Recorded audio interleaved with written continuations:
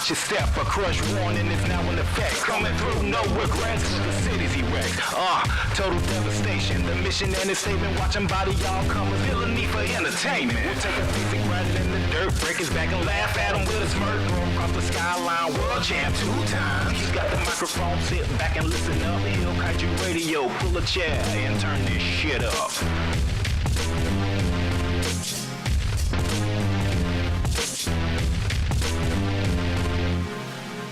Welcome everybody to the HEELKAIJU podcast. I'm your host, Spotted Menace, and I got a few special people with me today. I got our resident hero, KD. Say what's up, KD. What's up, KD? Walked into that. I got Danny here with us, our mundane. What's up, Danny? Hey. I wanted to sound spunky. And sitting right across from me is my sister, Daria. Please don't embarrass me. Hello. Damn it, Daria. I know, right? She's so easy to work with, y'all.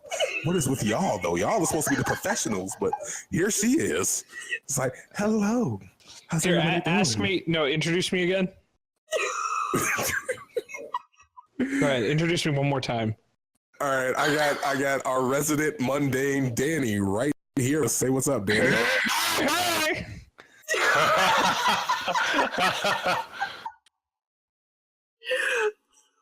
This is what I'm here for. Y'all are gonna give me an aneurysm. I promise you. That's what's gonna happen. I kind of like that entrance. Yeah, it's good. You should try it sometime. I do. I think it should be your main entrance. Don't. I'm pretty sure that's an original entrance by me. I don't think anyone's ever said that before.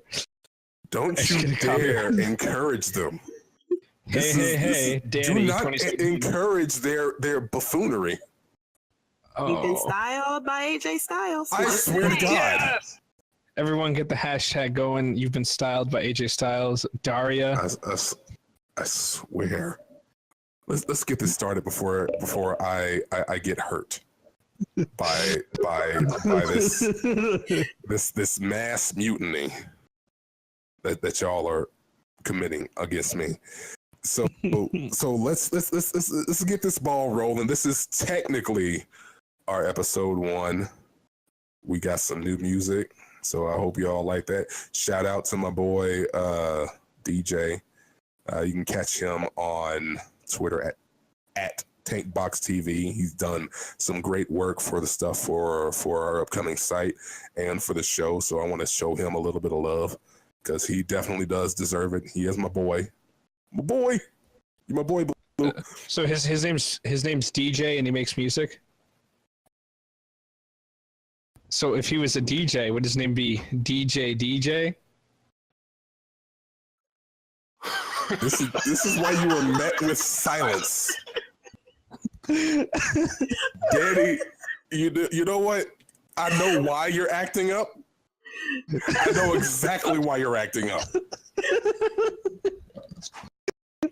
But we'll move on. How's everybody been today? Doing pretty good. Yeah, doing pretty good. Yeah, well, I mean, I know you're doing good because They don't. The people listening don't. Yeah, tell us why. Yeah, why? Why? It's now a talking point. Now it's a talking point. Tell them why. Well, they can't see me. You see me. They can't see me. You're John Cena? Yeah. Or are you Tupac? Let's do John Cena. Well, the reverse Tupac because all eyes aren't on her right now. Ooh. Oh. Good one. God damn. But no, now I'm curious. Like, if we saw you, how would we know you're doing well? Just by your smile? Well, yeah. And she got her little kitty cat headphones on. So. Oh yeah. Oh, there it is. I gotta send a picture to the Instagram and be like, hey, this is my sister, and she is she is a college graduate, and those are cat ears on her head. Ariana Grande. If you subscribe $5 to the Patreon, you'll get put in the running to earn the cat ears. Oh. Maybe. But yeah, we just got back from our trip to New York, and honestly, we came up with a few good ideas that we're going to be having for SummerSlam. Like, actually, WWE Super Slam at the Superdome. Oh, wait, the Silverdome. That's what it is. Silverdome. But we're talking like actually creating a drink menu For the wrestlers. for wrestlers' names and a few things.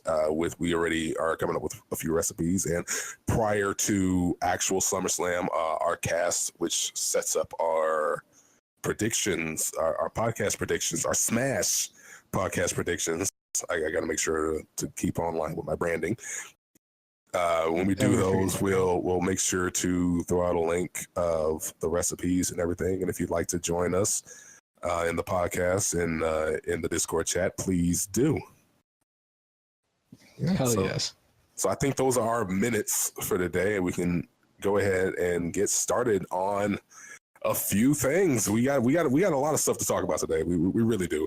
Namely, we have what's going on with the Raw title picture for the Universal title being held by Brock Lesnar. This past Raw, we actually had a triple threat match between Braun Strowman, Roman Reigns, and Samoa Joe, which was a smash. One of the few times the fans got it right by legitimately chanting, "This is awesome," because it really was awesome. It told a pretty nice story. Ended up with Roman Reigns bashing Braun Strowman upside the head. Well, not really, but pretty much, with the steel steps, and spearing Samoa Joe for the 1, 2, 3. I know some people who might not be happy about the outcome, but honestly, it didn't matter who won this triple threat match, because it made sure that everybody got in what they needed to get in. It made Braun Strowman look like a monster. It made Roman Reigns look resilient. It made Samoa Joe look like a threat. And that's honestly, in my opinion, one of the things that needed to be conveyed in a match like this, when we're still a couple of weeks out from SummerSlam and their Fatal 4-Way match there with Brock Lesnar. But tell me, so far, how do you feel about the way that WWE has been handling the title picture ever since Great Balls of Fire? Well, I have one question. Go for it. I don't know if it's really a good question, but I forgot my question. I swear. Oh, seriously. Okay. Do you really believe that if Brock Lesnar doesn't win in the SummerSlam, he's not going to he's going to retire from WWE or walk away from it? Okay. Oh man, we can transition to a lot of stuff here. Yes, we can. Two things. How are you going to have a preamble to your question and then forget your question during the preamble? I have no idea. I got a question. I forgot my question. But that happened. It was a good question, though. It really was a good question. That's what makes it so bad. If it was a bad question, I wouldn't even be as mad, because it'd be like, okay, yeah, you deserve to forget that question. No, she got a good question and forgot it as she's talking about the question. I did. Man, Brock Lesnar, right? I'm not buying that he would leave after SummerSlam. I believe his suspension from USADA is not going to be up in time to fight. I believe it was like in November against John Jones at Madison Square Garden. I don't believe that his USADA suspension would be up in time for that fight that's been rumored. So there would be no need for him to leave after SummerSlam. You know, like, he could still do more in the WWE. He's not running a risk of getting injured that much, you know, like that would put his MMA aspirations on hold. He only wrestles like once a month, you know, and they're relatively short matches, so his risk of injury is lower. Okay. That's what I thought. So I could see Brock Lesnar continuing to wrestle for like months on end, but I do think that eventually he is going to end up going back to the UFC for at least one fight against John Jones and collect that paycheck, collect that gigantic paycheck he's going to get for that fight, and then come right back. Because, I mean, Brock Lesnar's a smart dude. He makes money. He knows that his brand is not going to really take a hit if he loses to probably the best fighter of all time, and he's a legit beast in the wrestling ring. So all he has to do is come back and put on a couple excellent matches, and people will like forget all about him getting his ass whooped. Okay. That's what I figured. KD. Oh. And the award for best podcast goes to. Yes, apparently it does. I'll take this. You know, I kind of agree with you that if he does happen to lose, first of all, I think he's going to retain. But if he does happen to lose, there's a possibility he could still be a personality that they hold on to. It's sort of like a menacing shadow that hangs over whoever wins the championship, and they could definitely use Paul Heyman for that, to sort of, you know, let them know that he is right there, like right there, right behind them, you know, because if he does lose, kayfabe, he still has the rematch clause in his contract. Oh yeah. I'm hoping that they actually bring that back, or at least bring that up, because I see no reason to completely drop him from WWE unless, like as you said, he's going to rush right into a match with John Jones in the UFC. But speaking of, if he does drop it, who we think he's gonna drop it to? Honestly, I'm thinking that it should go to Samoa Joe. Yeah, I don't think it should go to Roman Reigns or Braun Strowman. Yeah, honestly, I don't think it should. It's not, you know, Roman Reigns hate that's pushing me to make this statement, because, you know, I've fallen in love. I've got a newfound love, I should say, with Roman Reigns over the past few weeks, and honestly, I think it's a better story for Joe to have the title. Go ahead. And can I say, although that Samoa Joe is new, I still think he would be pretty good to have that title against Brock Lesnar. Because I think it should be more of a storyline between Braun Strowman and Roman Reigns. Just let that continue. Yeah, I think I just think it should be more to that versus what we were left with. I just think it's more to the story, and they should keep that going. So basically, have him fight forever. Yeah, well, not fight forever, but you know, he's not done with him. Yeah, right. He's not done get with to a him. common ground, like Jinder Mahal and Randy Orton. Let's get to a common ground. It's like, okay. Okay, so have a much more defined ending point for them. Yeah. I get that. Plus, you know, having Samoa Joe hold the title, I think it gives much greater access to other challengers than if it were Braun Strowman or Roman Reigns. Because if you have Samoa Joe hold the title, he can feud with anybody, and it would feel believable that Joe is beatable, but he's also somebody who's crafty and skilled enough that he's a major threat and a major player in the game. So, like, if somebody does go up against Joe and loses, it doesn't make them look bad in any way, shape, or form. And you can have a lengthy run with Joe through that end. And I have like a list of names already that I can see going with Samoa Joe. Well, That let's would run be down your awesome. list of names. Do it Well, up. we don't have to do that, but I was just saying. I want to can see hear a these list of names. people. See, like John Cena is, what is he, free agent? Oh, yeah, Cena is a free agent. Oh, I Cena think versus that would be a phenomenal match. Cena versus Joe. Samoa Joe, yes. Yeah, that would be a good match. That'd be really yes. Yeah. Oh, my God. Yeah, that would be kind of badass. Good job. I'd really like that. Well, I can't tell you good job. Think about the promo work for that match. Oh, Like, yes. Oh, my God. Cena steps up. Cena he blows my mind when it hits like a really serious feud. And you know there's going to be no patty cake bullshit with him and Samoa Joe. Oh, Samoa no. Joe is cold as hell. That man is like death row cold. Dude, him and John he's Cena. a mean promo. Yes, He he is does. great. And John Cena can hang too. Like, Oh, yes, he shit. can. I mean, Samoa Joe is an incredible promo, but I think that Cena at his height is like maybe the best promo in WWE. I can go with that. Those promos against the Miz leading up to WrestleMania were just incredible. Let's Like, take it a just step back incredible. further. Amazing. do you remember the promos that Daniel Bryan and John Cena had before Bryan beat him clean with that running knee strike a week later, where Bryan was talking about, you know, his time in Japan, the hard hitting, strong style, everything, you name it. And if I could recall, because I don't have the videos up, but if I could recall exactly how it went, basically they went to slapping the absolute piss out of each other and just going at it. And I loved that little mini feud, mini promo that they had between each other.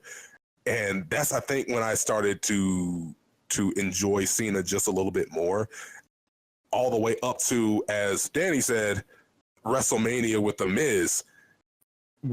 That was amazing work. Like, I was blown away by what Cena had done, and he did it without any major, you know, changes to his character. He was still John Cena, but it almost felt like he tapped into a side of his Cena-ness that just made it work. A side we've never seen before. Seen not before. It worked both ways. It worked as like the "you can't see me" and as like seen. You know, it was yeah. If you really could see my good. face right now, if you could see my face, if I could see right your now, face. I swear to God, damn. I swear. The good thing about that John Cena promo too was it was after those hilarious Miz skits that he was doing where he's making fun of Total Bellas. Oh yeah, like Miz was kicking his ass with those kids. He did the finale of the Miz skit where he actually ripped all the John Cena stuff off and got really serious for a second. Everybody on Twitter was like, "Oh man, Miz just ethered Cena. Like, how the hell is Cena going to respond to this? Rest in peace, John Cena." And John Cena came out and like decidedly still won the promo battle. Like by the time John Cena was done, everyone was like, nobody thought the Miz was like the winner of that. Like the Miz dropped one of the hottest like disses of all time, and then Cena still came back and won. Yeah, he did. I don't think there's much more that you could really say about that. That was just, I love the feud, even though I didn't love the way that the feud ended in terms of the match. It was a good match, but you know, I did not think it was a good match. Well, fine then. It was just like, I'm happy that the match was there because of the promos, but like the match, oh boy. Well, we are the heel kaiju podcast, not the face kaiju podcast. So, you know, I have to show my love for my fellow villains out there. And I think it would have been a little bit better to have. Well, wait, what? Well, he's the villain. Oh, Jesus. Okay. Okay. You know what? You know what? I get it. I get it too, but I'm not responding to it. But yeah. So honestly, if SummerSlam does lead to a Joe title run and a Joe Cena face-off, I think that Raw will be perfectly fine where they are. Not just perfectly fine. I think they'll be able to rock it till the wheels fall off. Yeah. Because that I think is an amazing matchup. On to our next topic, the Modern Day Maharaja. Whoop whoop. We obviously have a fan here. Mm-hmm. But he is a heel. He is a heel. Is he a heel though? Is he? I mean, he really isn't, because like he's really honestly, not, we got a xenophobic Randy Orton.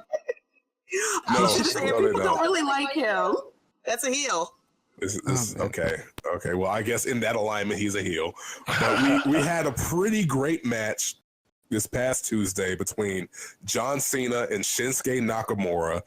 Another "this is awesome" kind of match that I absolutely loved. It was some pretty damn good storytelling between the two, and they showed because this is their first ever time having a match, and they showed some great chemistry between the two for having such a short amount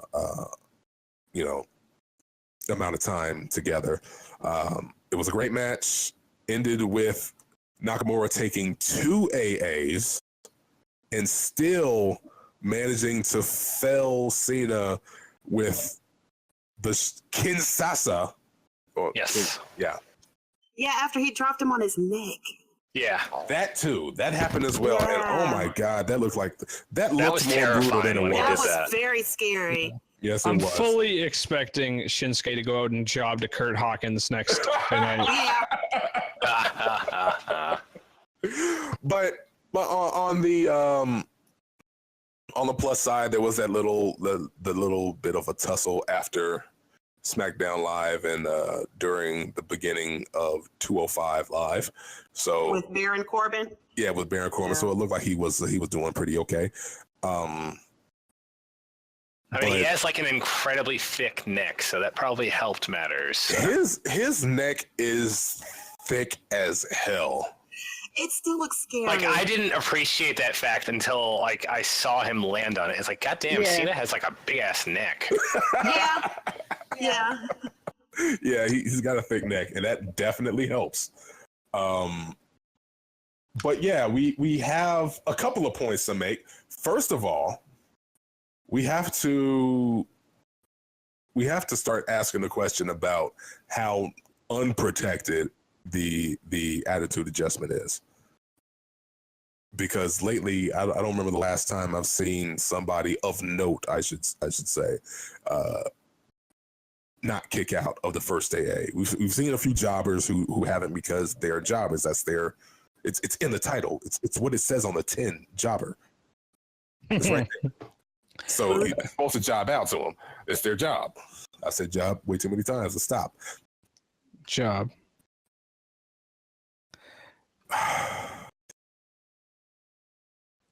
Well, I think that the reason why the AA appears to be unprotected is because it seems like the only matches that Cena is in nowadays are like high profile matches. Like he's only fighting in these big matches, even on SmackDown. Well, Like he's it's a Big match Man against John. Shinsuke for the Oh, number yeah. one contendership. So you don't Yeah. want to have him that. like. Also, he's in a position where he's not like the top guy, so he's not like winning all of these matches either. He's losing a fair amount of them. He doesn't that. need to. He's the Yeah. super boss at this point. Right. Yeah. True, Right. true. Especially being a free agent, I'm pretty sure that comes with its own perks as well. True that. So- Like you can do that. If you're in a high profile match and you lose, at least in the WWE, you're probably going to hit your finisher at least once and it's going to get kicked out of. I know in other companies, Yeah. like you can lose a match without even hitting your finisher, but it seems like there isn't like a big match in the WWE nowadays where both guys don't at least hit their finisher once. So like with Cena being like a guy who's willing to put people over now, you're going to see the AA getting kicked out of more often, you know? He doesn't need to Okay. like crush everybody. That is actually a pretty good point. That really To be is. quite honest, that actually makes me like Cena more. It makes them feel more human, which is Yeah. something that I've said that they should have done like years ago. Yeah. When their roster was a little bit more thin than it is currently now. Now they have like I think 90 plus active wrestlers. So now it makes doubly more sense to have him come down to earth compared to where he was before, where it was like an AA will drop everybody and nothing will phase Cena.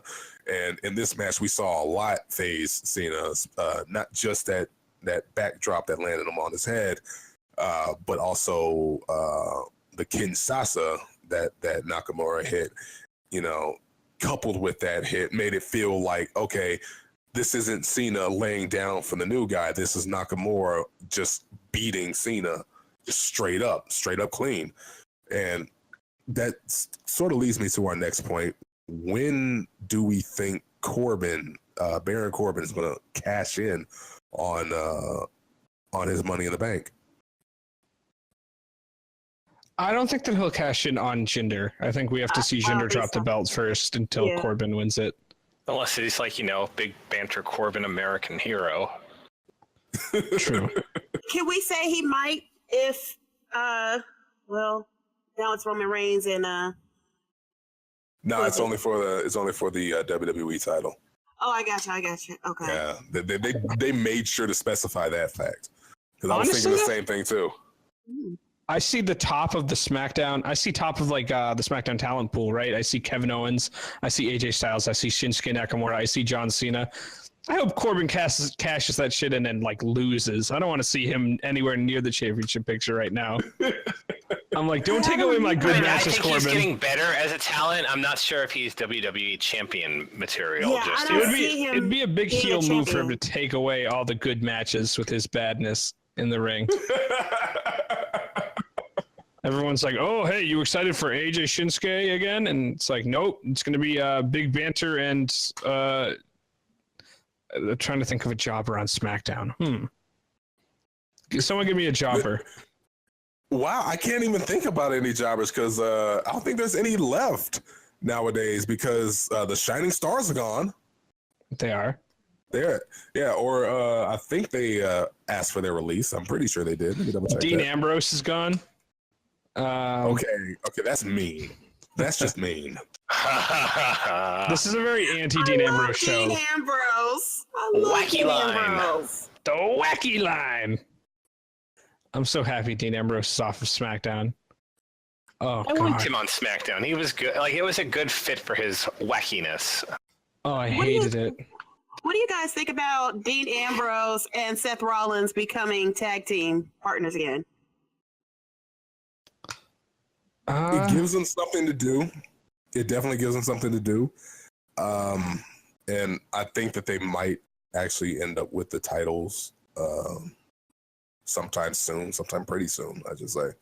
So, you have oh, sorry.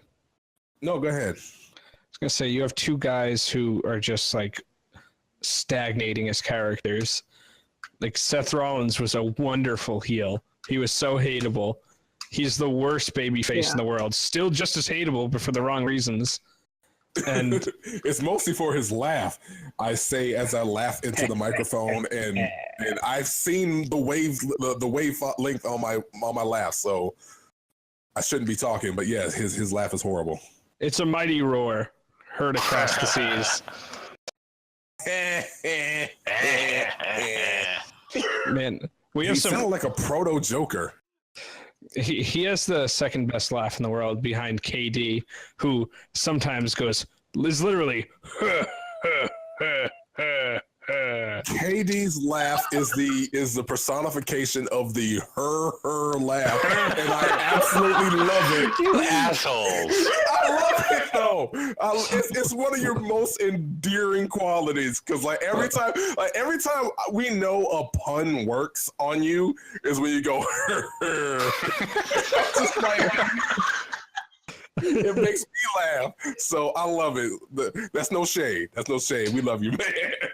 Yeah. So we got Nakamura versus Jinder Mahal coming up at SummerSlam. That's what we got.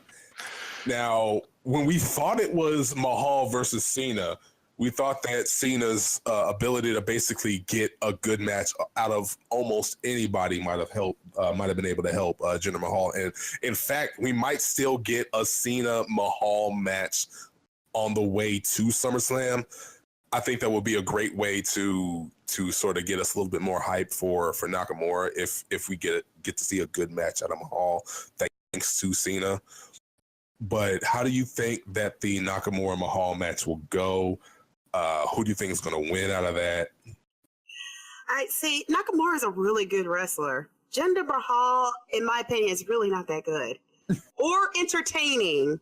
Yeah. And I know he's a heel, but I can't vibe with him. I'm hoping, I thought with Randy Orton, he would have got something out of that, but he didn't. So I'm hoping with Nakamura, because Nakamura is awesome. He is awesome. And I'm just hoping with Nakamura, he can get that out of Mahal, so I can be like, oh, okay. Because right now I'm just like, I can't get with you. I don't know where to go with you. Oh yeah, that's kind of true. And honestly, if Mahal drops that title, I don't see him being anywhere like when you start asking about like, okay, who's going to be Baron Corbin versus some jobber? That jobber's name is going to be Jinder Mahal once he drops the title. No, man, Jinder is the most popular champion of all time. Billions of people watch his matches every single week. Did you see the SmackDown ratings? I The Raw rating was like 2.5. The SmackDown rating was like 1.5 billion people. Yeah. It was incredible. Yeah, they did say that I think it was Fox or so. I don't know who's running WWE shows on television in India. I think it's either Fox or Sony.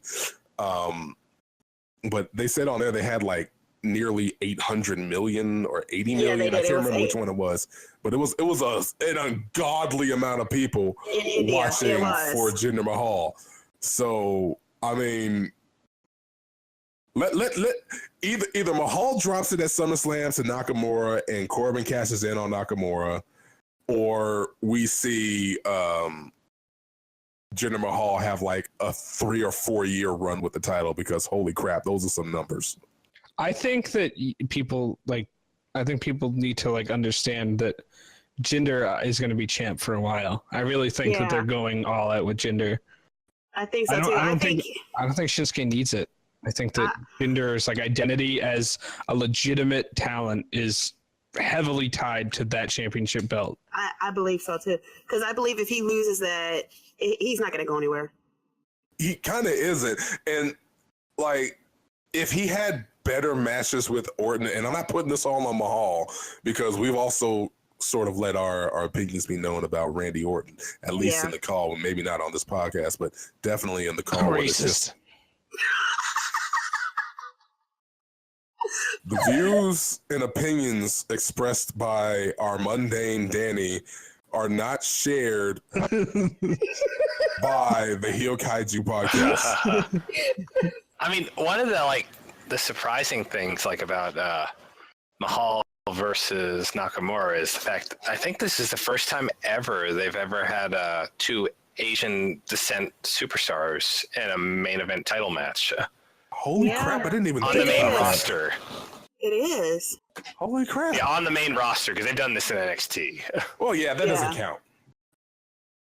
Racist. Danny.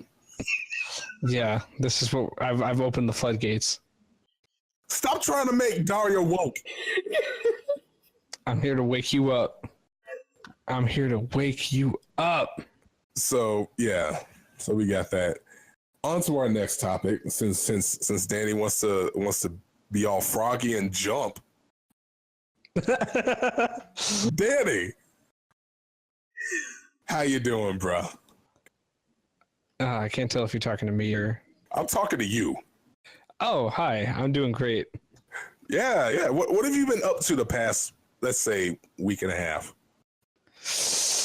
You know, doing my daily job, watching some wrestling, watching some G1. You've been watching some wrestling. Watching a little bit of that G1. You've been watching a little bit of that G1.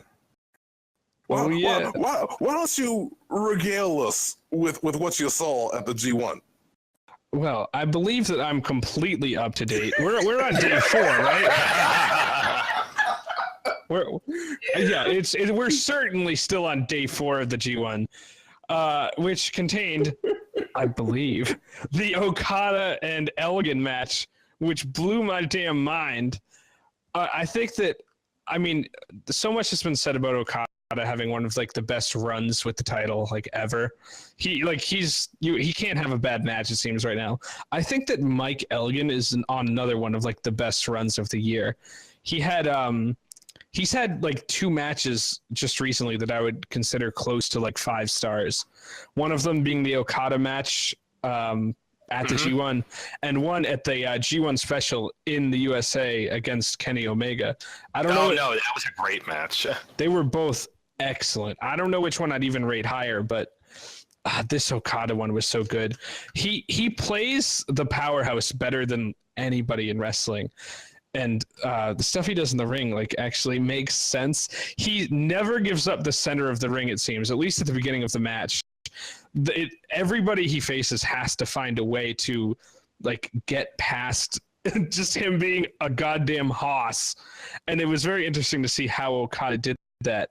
And as the match goes on, you figure like the old adage of the G1 is if anyone beats the champ in the G1, then they would get a title shot later on. It was incredibly cool to see how the Japanese crowd got behind Elgin during the match. They really wanted to see him beat Okada because he's like captured their hearts, at least from my view. Yeah. And he almost did it on multiple occasions. He really did. He countered the Rainmaker into like an insane clothesline. Like, oh my God. He hit the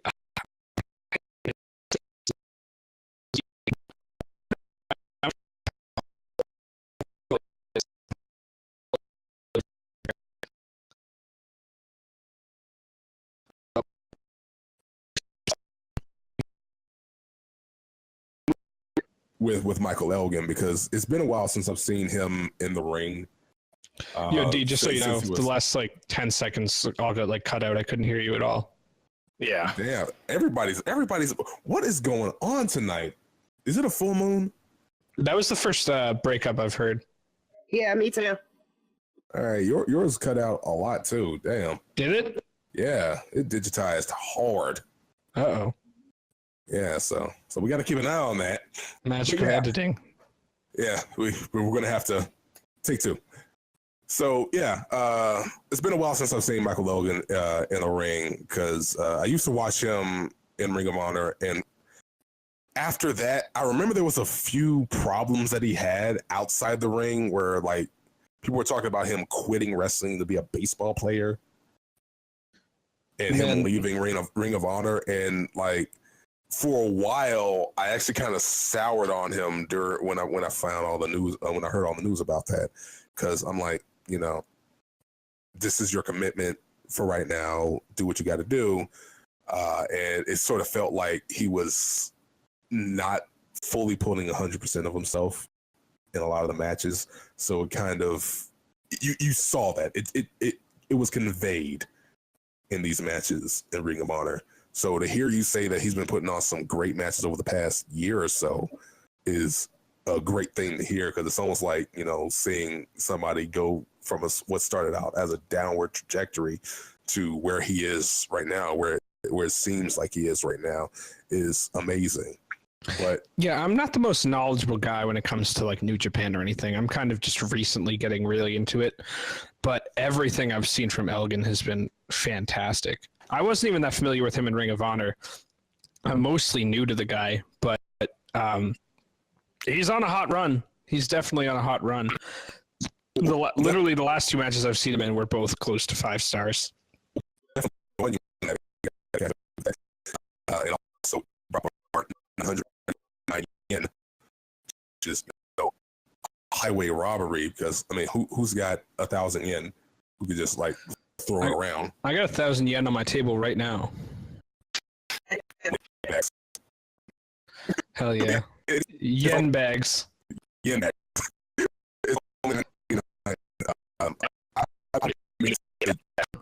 This is breaking up super bad. Yes, it is. Yeah, breaking up bad. I only hear Daria clearly. Yeah, I think it's I think right now it's a Discord, so let's hope it's just that.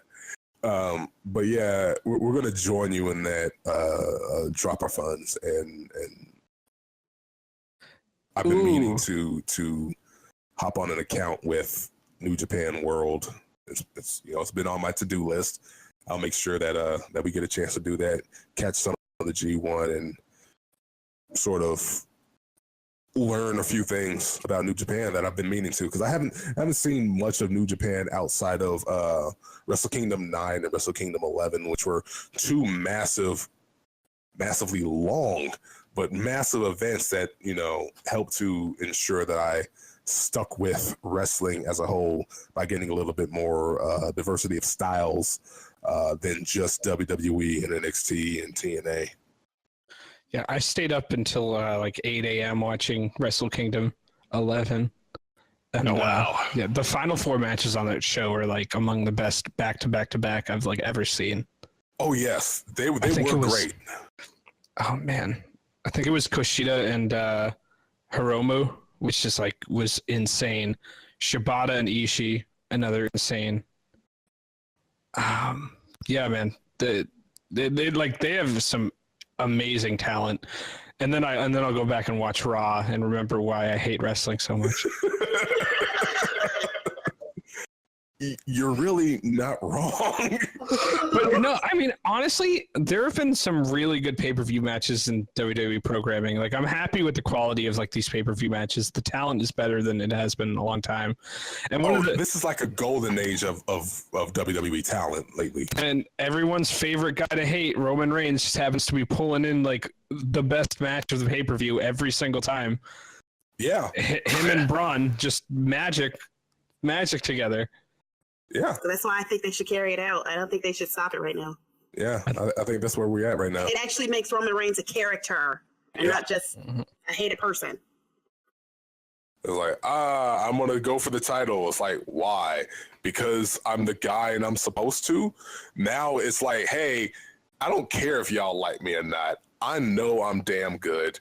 I know I should be the top guy. And so far, my biggest obstacle in any of this is somebody who is a living monster, because I tried to murder him and it didn't work. It's almost like they started Roman Reigns, right? They started Roman Reigns pandering to like the 10-year-old kid, right? He's the big guy that wins. Now it's like 2 or 3 years into his run. Now the kid's like 13 and an edgy teenager. So now they've made Roman Reigns like an edgy teenager. But it's actually like now the kid can relate with Roman being like, "Yo, what's up, man? Like, didn't you lose last week? Oh, I'm gonna murder you with an ambulance." This is like the Roman Reigns of today, a classic 13-year-old. Seeing as we're talking about Roman Reigns, that's a perfect time to segue. Segue. Yeah, let's segue. So over the past week, ever since I got back, there was a video that I saw online on YouTube, actually, by a guy by the name of Little Karibo. He's done some amazing work. Another wrestling fan. He has a show on YouTube called the Mark Remark, where he does nice, humorous little recaps of sometimes it's Raw and SmackDown, most of the time it's other pay-per-views, and he definitely has a passion for analyzing the craft and the show that is presented before us. So shout out to Little Karibo. Show him some love. See, we share the love here at the HEELKAIJU podcast. We do that. But anyway, the video is 40 minutes long. It's quite lengthy. If you manage to if you manage to have the time, I'll make sure to put the link below on our SoundCloud. But it's 40 minutes long, and it's talking about what he considers is the problem with Roman Reigns. But spoilers, quote unquote, the problem isn't so much Roman Reigns as it is the WWE's handling of him. In the video, he basically makes a point that it's not so much that a lot of the fans are hating Roman Reigns, even though there are many that do. Let's not discount that. There are a contingency of fans that do dislike Roman Reigns. This is very true. But a lot of it has to do with inertia from how he started out. Basically, before when he became Roman Reigns outside of the Shield, he got pushed to the moon, and it seemed like it came at a detriment to a lot of people's fan favorites or people who they believe deserve the spot that Roman has. So it started to feel like it was unearned, even though we know that he earned where he is today. So that's pretty much a non-starter. He's gotten better on the mic. He's gotten much better in the ring. As we said, we just talked about how over the past few pay-per-views, at least on the Raw side of things, he's had some of, if not the best match of the night at these pay-per-views. He's been putting in work. Is there room for improvement? Of course, but there's always room for improvement. And if you feel that there is no room for improvement in what you do in your craft, then you might as well just stop right then and there. You always should be trying to improve. And I'm seeing a lot of those flashes out of Roman Reigns. And, I got to give him this kudos. But a lot of it is the way that WWE has been handling Roman Reigns in this instance where they're trying to fit him into a character archetype that doesn't exist anymore in any other medium. There is no one big man that beats everybody up and shows no flaws. That doesn't exist anymore. Characters are flawed, they're multidimensional, they're nuanced, and that's honestly what needs to happen with Roman Reigns, and it's slowly starting to happen with him, where he's getting a little bit more nuance. He's showing a bit of his flaws, and he's becoming an actual living, breathing character.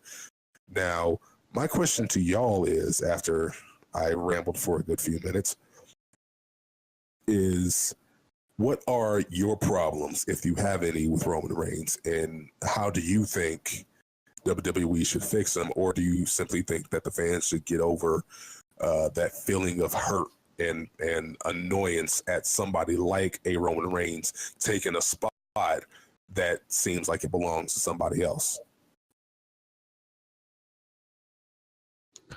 I think that in the past there was a little bit of credence to the argument, but nobody deserves that spot more than Roman now. And I think that his character is evolving too, to where he's definitely not a baby face anymore, and he's lost a fair amount of matches too. Yeah, and I mean he's putting on very good to excellent matches all of the time.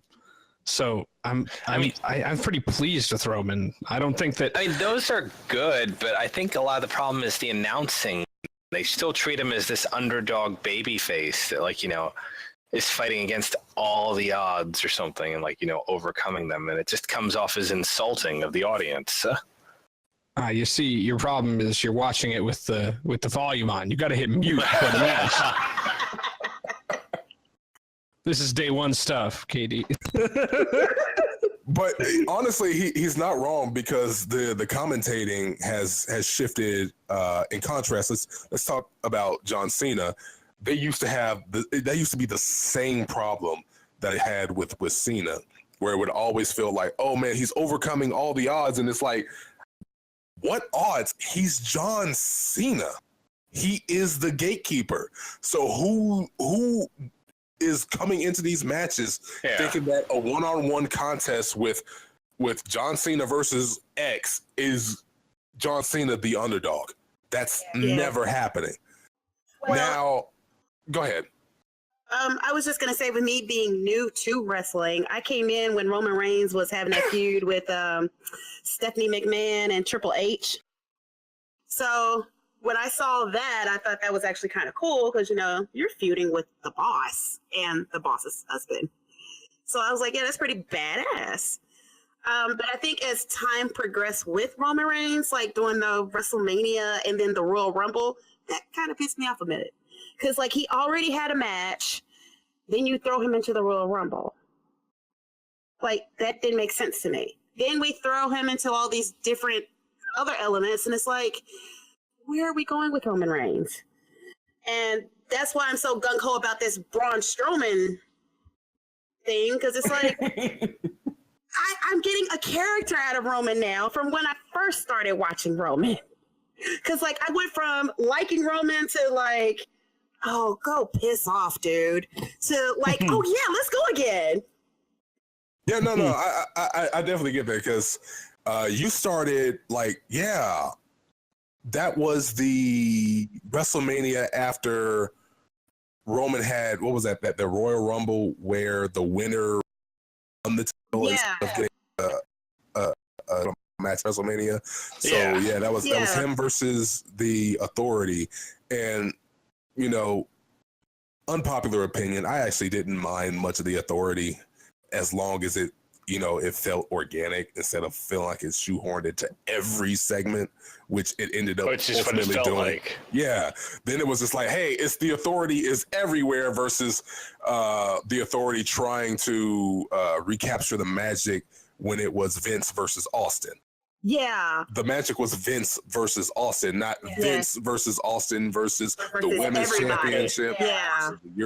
It wasn't all of that. Yeah. So when the Authority was just the Authority versus Roman Reigns, I liked it. It was fun. When it was the Authority running everything, it felt shoehorned in and it wasn't as much fun. Yeah, But and I think Roman kind of got lost in that. he actually ultimately kind of did. He really did. So he wins the championship at WrestleMania, and then you get a full year. Yeah. And you get to see Roman Reigns in all of his quote unquote glory. And then which was fun. It was fun until it got to that the following Royal Rumble. That was the one where he had a match with Kevin Owens. Yeah. Lost. And then was number 20 in the Royal Rumble. Yeah, I think he was. He was the last person to come out in Royal Rumble, which was like, what the absolute hell? Yeah, so I can see why you dropped off on liking Roman. Yeah. But we have Danny over here, our constant Roman Reigns stan. I think Roman could actually almost kill somebody and he'd still be a fan of Roman Reigns. Oh wait, that happened. Honestly, I'm here for heel behavior, kayfabe, and in real life too. You know? Like, oh man, just as long as you're an unabashed dick about it, I'm gonna root for you. It's so great. Kind of was. He's like, so what? I almost killed a human being. What you gonna do, Kurt? Who's feeling bad about Braun though? Braun, Braun is a very violent man. Braun is like a backstage terrorist. Roman's doing everyone a favor by getting rid of him. I mean, let's be real. Roman is kind of justified to nearly murder Braun because I'm pretty sure a 7 to 8 foot drop while in a gurney face first on the concrete, you ain't gonna be feeling too good. Yeah. And that happened. And then he flipped over an ambulance. So, yes. I mean, running that ambulance like right into a semi is a little justified. It's a little justified. And it's also not like Braun didn't fling nameless, helpless security guards clear over the top rope onto nothingness. Oh, that was great. That was so great.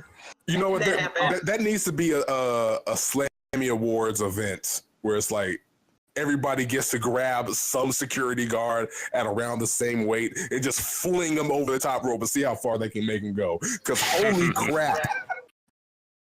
They're big beef boys for sure. They're big beef boys. Yeah. But yeah, that's very large. That's kind of our take on that. Can I add something too? Go for it. Nobody should still say Roman sucks at wrestling. Like, number one, that should just be that should just be considered false now. But if anyone still believes this, it might be due to the fact that Roman's last 2 WrestleMania matches, where he was the main event, were just dog shit. Like, just so were. Like he the year before that, on the Marky Mark. Yeah. The year before that, with Lesnar was great, but it was very Lesnar focused. It was mostly Roman just like selling, and then Seth Rollins cashing in. But the match with Triple H was really bad. The match with Undertaker, I mean, you can't even blame Roman for that at all. But no, you can't. It was just such a bad match that it leaves him looking bad anyway. So the two biggest spotlights he's had recently, he's just like, the matches have not been good. But like literally every other pay-per-view he's put on like a fucking match of the night. Yeah, it's bad luck is what it is. It's really bad luck. Yeah, they should match him up with someone under like 80 years old next time. Yeah, and I also think him being on the mic has improved as well. Oh yeah, his mic skills have definitely improved. Well, I mean, I think he works like when he's not in like, a forced scripted segment. They let him be fluid. Yeah, when he gets to be a bit more natural on the mic, he's fine. It's just when he's forced into like, really asinine scripts. Where he says the words suffering succotash. Those are words uttered by your big dog. Well, Roman still has. Roman still has the promo but The Rock, like, had a lot more leeway in what he said when he was like, being The Rock. Also, The Rock is like damn near the most charismatic person. Yeah, I mean, The Rock is The Rock. I mean, it's hard to like, compare the two. Yeah. It is, because The Rock sold everything. They tried to make him a face, it didn't work, so they turned him into a heel. It just worked. Yeah, that's pretty much. He has that level of charisma where he could probably read the phone book and you would be, enthralled at least up until he got to the G's. Because I mean, like, the phone book is big, and if he gets up to the G's, that's at least a good few thousand names. We're not hyperbolic on the HEELKAIJU podcast. We're realistic. We're very realistic.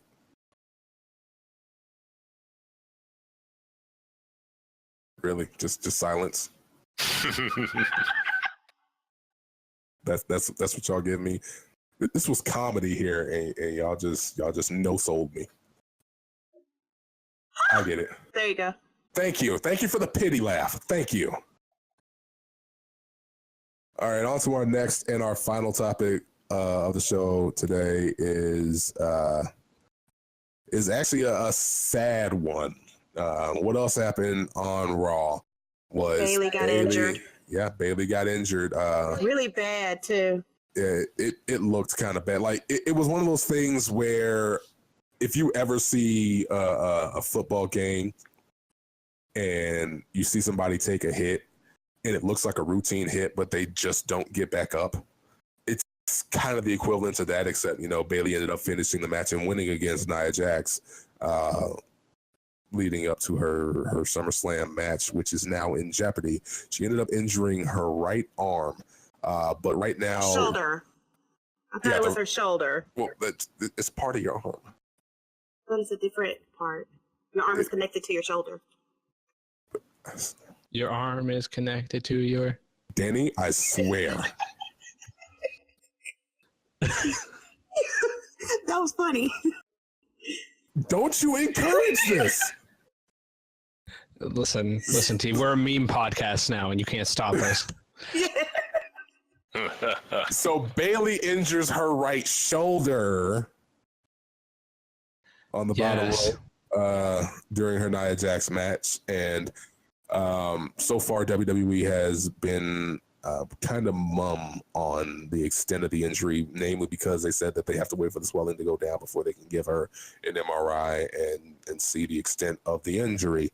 But the question, or the topic that we're on right now, is outside of that injury, which might end up being bad luck, and it could end up changing what the SummerSlam match is between her and the title holder, Alexa Bliss, is how has Raw up to this point handled her as a character and as a performer? Not good. Yeah, not that well. Not it's good like they at all. completely just see, like, the way NXT handled her was just completely mishandled on Raw, or like, they didn't really give her a character, and she desperately needs that. It's like, she's like, waving her arms and stuff. It's like, what's the point of all this? Right. And I mean, it's just like in NXT, because I love Bayley. And I loved her in NXT. And I thought they were going to carry what they were doing with her in NXT to WWE. And it's fell flat. It's like, I'm not going, yay, Bayley. I'm just kind of like, oh. Oh, it's like, it's Bayley again. Yeah. That's kind of how the fans have pretty much reacted to her. I mean, on this Raw, during her entrance, they had a lot of people holding up Bayley section placards, I think I want to say. They say Bayley section or Bayley crowd or whatever during the entrance, but the crowd vocally sounded dead. Yeah, they were. It's not as much of a roar. I thought they were going to do something when they first brought Alexa Bliss, and her and Bayley had a rift. So I was like, okay, maybe it's going to go somewhere. And that didn't even go anywhere. Well, I think the main problem with partnering Alexa Bliss up with Bayley, when you haven't put in the work to make Bayley is the fact that Alexa Bliss works great off of people, but she's never really created somebody due to her entanglements with them. Alexa Bliss she's a less than average wrestler.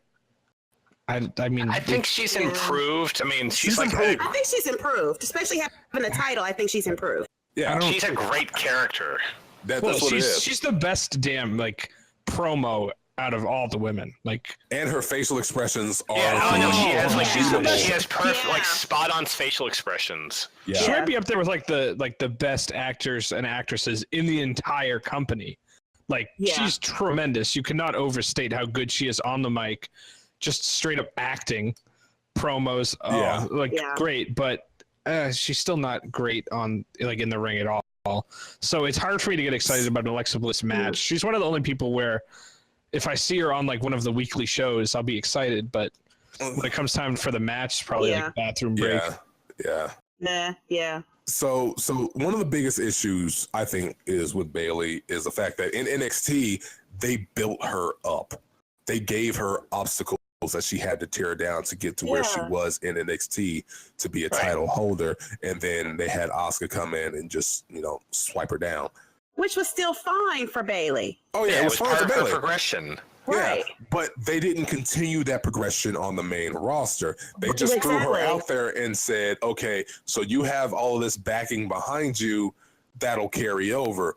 The problem is, if you're treating Raw like another television show, you need to treat bringing people up as new characters and not continuations of those characters, unless you already have something in place prior to them joining up.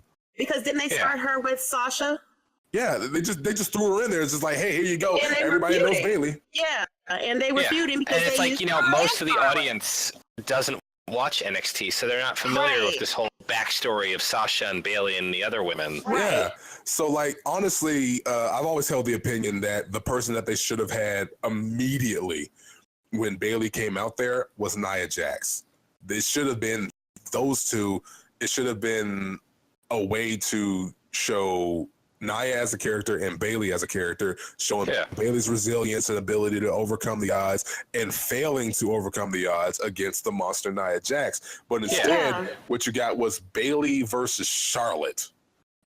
Yeah, that wasn't. I mean, you don't start at the top with Bayley. I mean, if you pose her as an underdog character, you have her start like overcoming people and winning her way up. Like, that's how the progression happened in NXT over a series of months. They developed and built her as this character. It's like, oh, she's a joke to wait a second. She's beating everybody to hold on a second. She should be champion. Yeah. Exactly. That's pretty much how it worked out. But that never happened on Raw. It was she went right to the top. It didn't take. And now we're just kind of stuck in this place where it's like every time Bayley comes out, the only people that are excited to see her are her wacky waving inflatable arm flailing tube men. I mean, that's it, and that's the sad part because I love Bayley. I do too. But that's the sad part.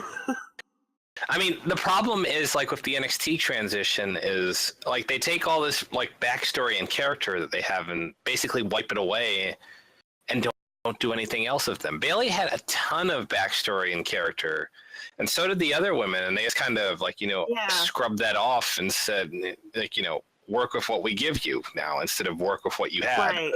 Yeah, because it's like they jumped into this women's revolution when it was just Charlotte,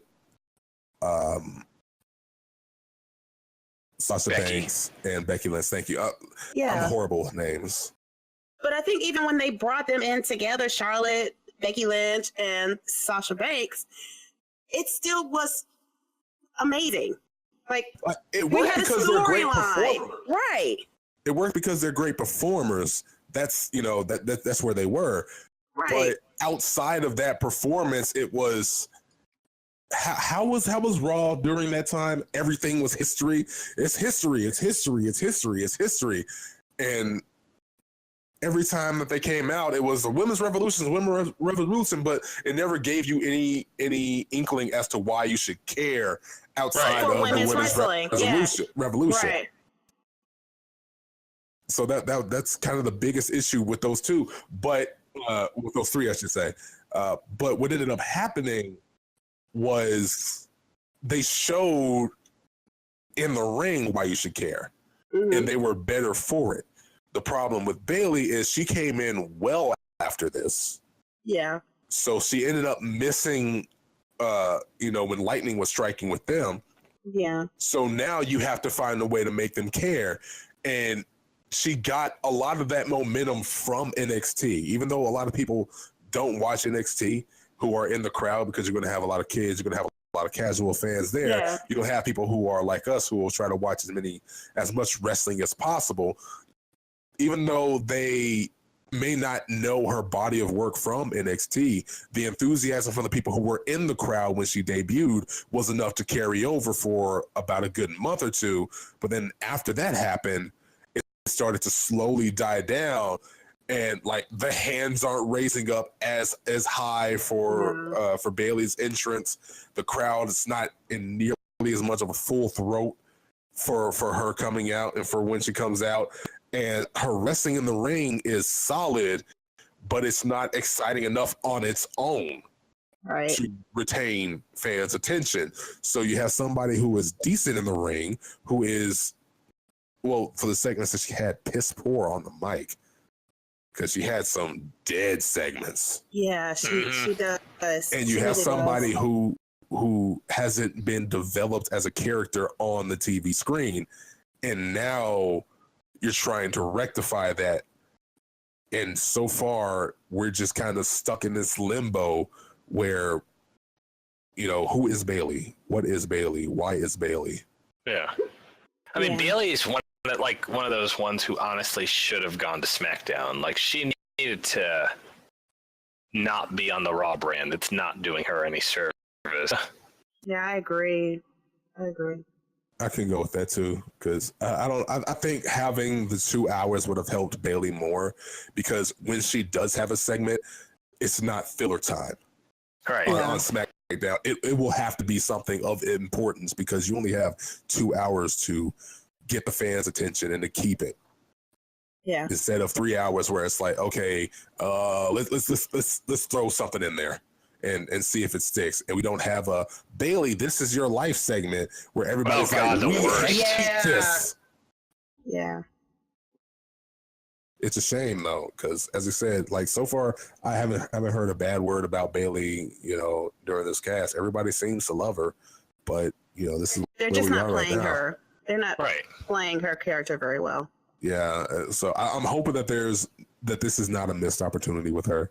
I'm hoping that maybe this injury, if it does end up having her taking some time off, I'd hate that, because nobody should have some time taken away from them in their career.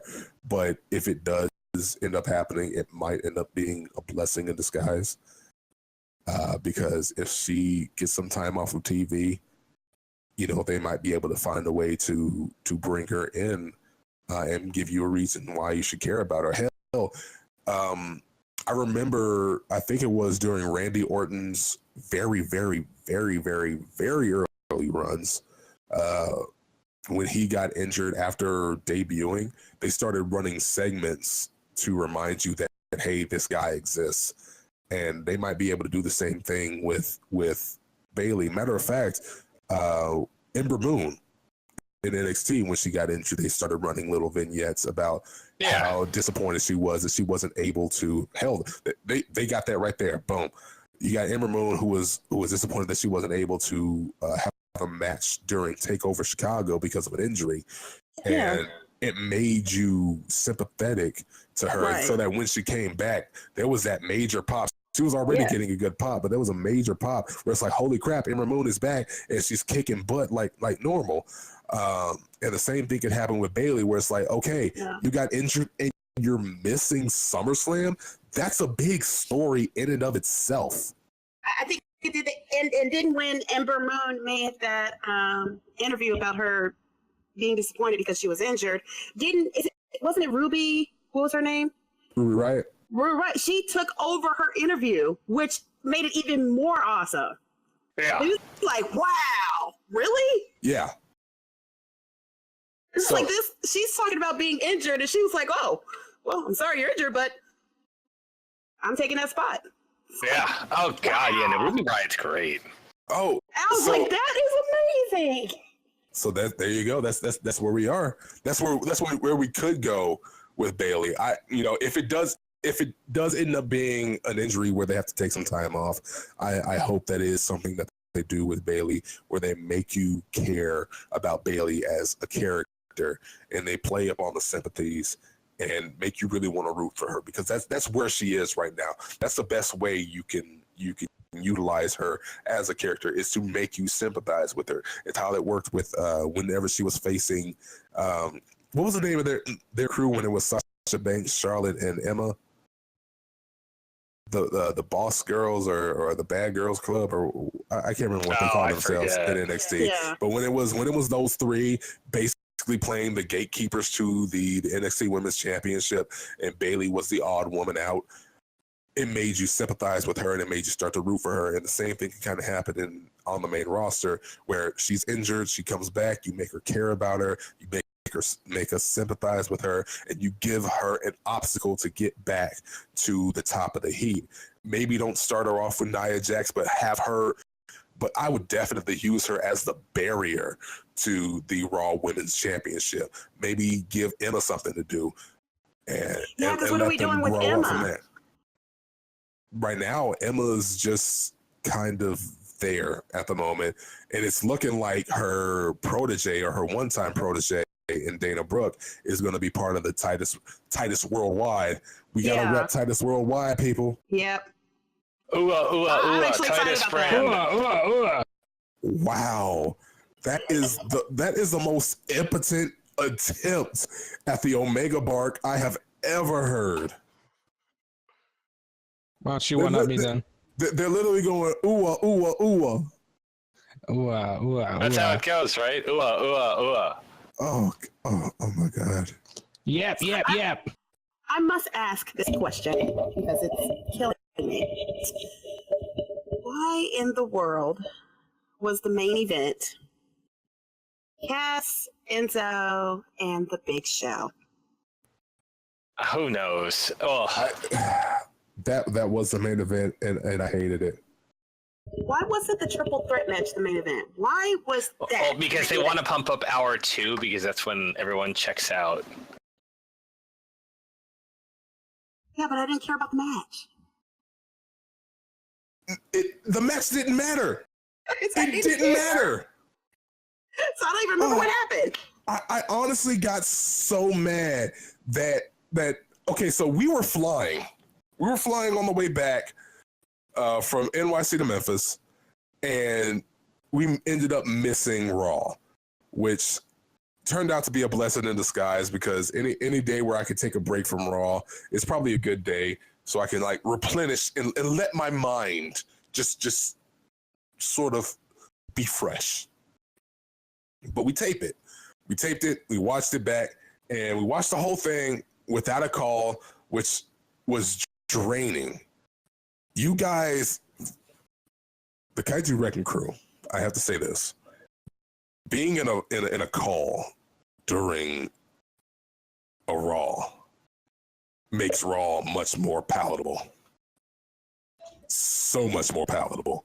Like it hands down, it's the best way to watch it, because without it, I was drained by the time I got to Cass versus Big Show. So once I got to Cass versus Big Show, and I looked at the time remaining, and I found out that this is how they're going to end a Raw, with Cass versus the Big Show, and Enzo in his corner, I was irate, to say the very least. I was irate. I did not like it. Didn't like it. It was a non-match. And why was it the main event? Maybe Cass. Maybe it was a favor by Vince, because Cass is a Trump supporter. And he was like, you know what? I've heard rumors. This is the views and opinions expressed by Spot and Menace. But yeah, I need somebody to explain to me why Cass versus Big Show was a main event and the triple threat wasn't, because, you know, the triple threat was great, and I would expect that you would end the show on a note as equally high or higher than that, and not in the dog shit of Cass versus Big Show. Though I do got to say I like his new entrance theme because that other entrance theme was complete bull. It's still pretty bad though. It's still pretty bad, but I'd rather take generic butt rock as an entrance theme over the spastic weird beeps and whistles that was his old theme. They still need to work on it. They do. Yeah, honestly, down with the hippity hop. We need to bring Hoobastank back. Danny. All those random beeps and boops in today's music. It's not music, gosh darn it. I need big guitars and white people rapping into the mic. That's what I need. Back when lyrics used to mean something. Danny, I swear to God. I was trying to think of like the one band that was like the definition of mediocrity. You actually were trying for this bit. Yeah. It's like let me stall for time with a bunch of these platitudes about how today's music sucks because I can't actually think of a bad band. I could think of plenty of bad bands. You brought up Hoobastank. I'm already mad at you. I feel like honestly, Hoobastank, they didn't get their fair shot. They got their fair shot. I don't know. I know one song by Hoobastank it up. Oh yeah. God, I hated that. I hated that so much too. Hey, I'm sick. I'm high off cough syrup. I'm allowed to make at least one bad pun during the podcast. Leave me alone. It's allowed. It's decreed. It's part of the rules. It's now canon. Hell yeah, I'm down with it. You better be down with it. All right. So for the night, that was it. We had a few technical difficulties. You down with OPP? Other people's puns?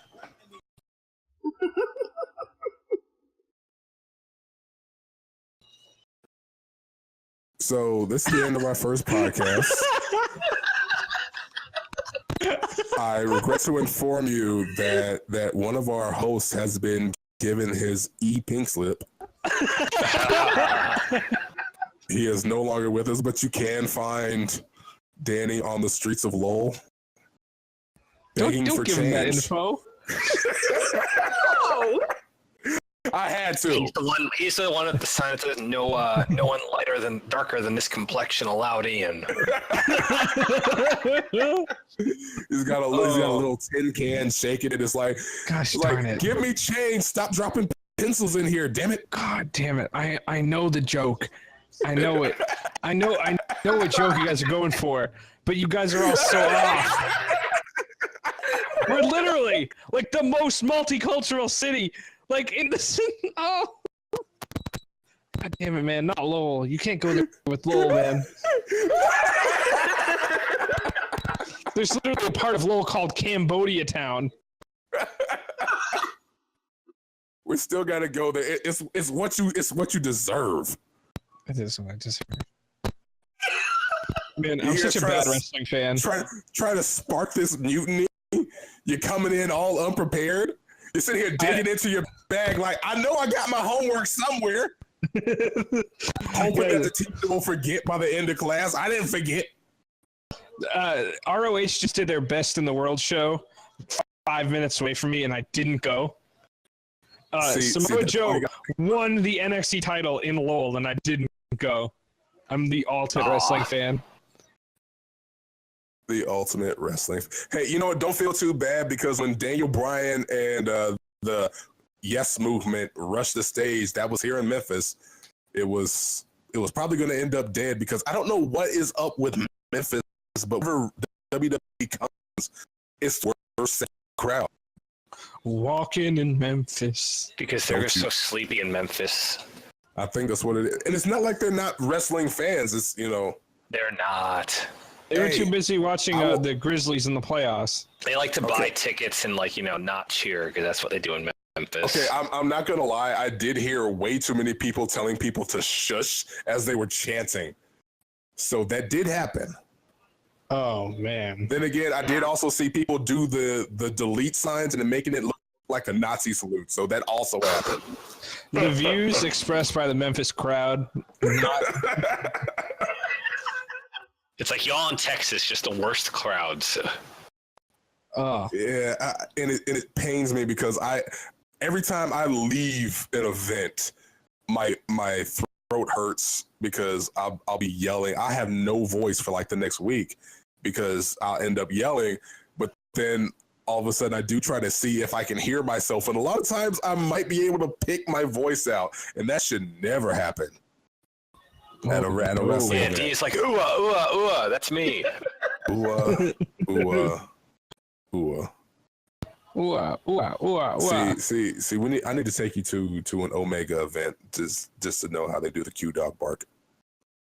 Just so they can teach you, because that's an impotent bark. Like, you're not a dog. You're like one of those little teacup pups. KD's bark is my favorite bark. Oh, that one was really good. Good. I feel like if I tried to actually bark, it'd be far too loud for this podcast. Probably. So let's not. Yeah, let's not. Insert here. Hold on. Let me try my bark. The power of editing inserts DMX's voice later. Danny gonna give it to you. There you go. There it was. There was my my bark. Danny, I swear. We're gonna edit it, baby. Anyway, thank you all for joining us. We are still learning this, and it's definitely showing with the amount of technical difficulties. And I'm pretty sure my dulcet coughing tones, because I'm sick. I was a sick kaiju. That's how it is right now. I'm sick. So that's going to be my excuse for right now. But again, thank y'all for joining us. I'm Spotted Menace. I got Danny right here, KD, and Daria. We all say good night. Have a great one. Good night. Deuces. Good night. Bye. Ooh, ooh, ooh. Ooh, ooh, ooh.